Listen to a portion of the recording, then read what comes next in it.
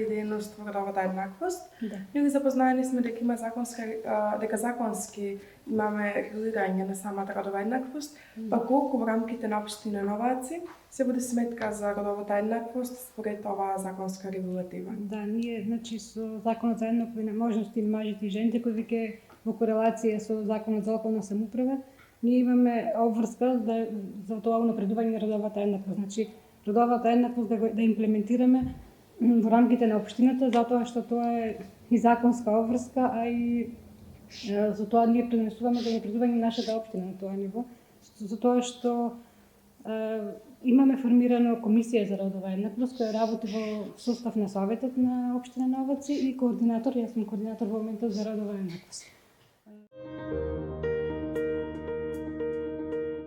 Спомнавте дека има формирана комисија за родова еднаквост, па како функционира таа комисија?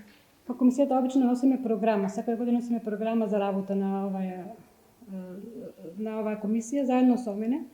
Комисијата се состанува и обично посетува и обуки. Често се организираат и обуки, последниот состав на комисијата има неколку пати присуствувано на обуки, што е добро, мислам како показател, за разлика од претходните години кога немаше обуки за советниците.